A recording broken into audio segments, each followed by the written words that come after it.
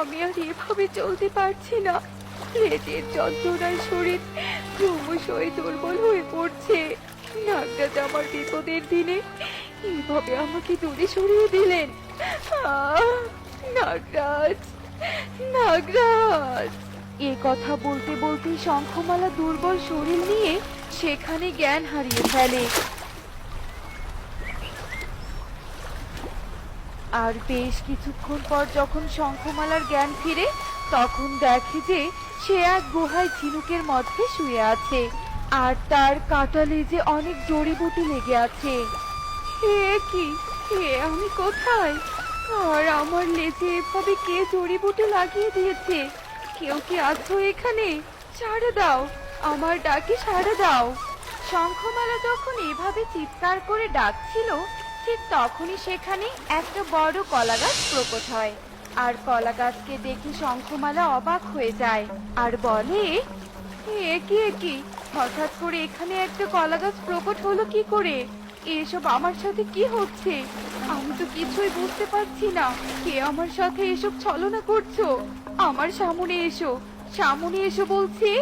শঙ্খমালার কথা শোনার সাথে সাথে কলা গাছের মধ্যে থেকে একটা আলো প্রকট হয়, আর সেই আলোর মধ্যে থেকে একটা সুন্দরী জলপরি বেরিয়ে আসে।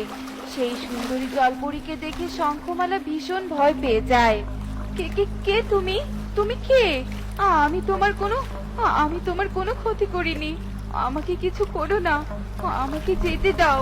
আমি ইচ্ছা করে এখানে আসিনি। যেতে দাও, যেতে দাও আমাকে।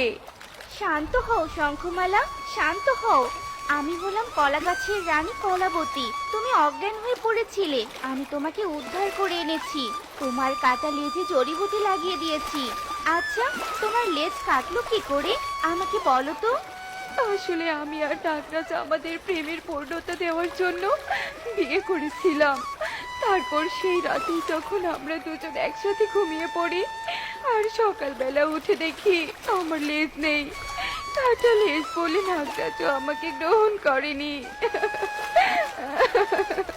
কলাবতী শঙ্খমালার কথা শুনে বেশ খানিকটা আটকে ওঠে, আর সঙ্গে সঙ্গে বলে ওঠে, এ কি বলছো তুমি?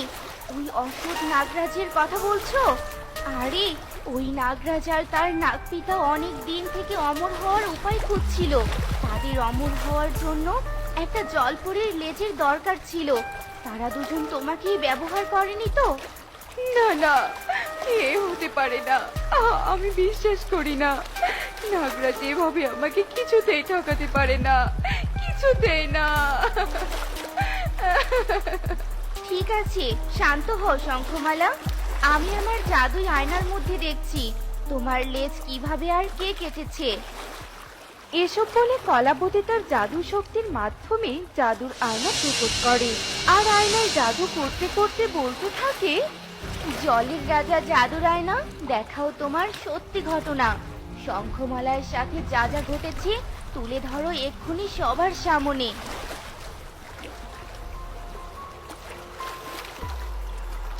কলাবতীর জাদুর আয়নায় এমন ভয়ঙ্কর দৃশ্য দেখে শঙ্খমালা আটকে ওঠে আর বলে, না না, এ হতে পারে না।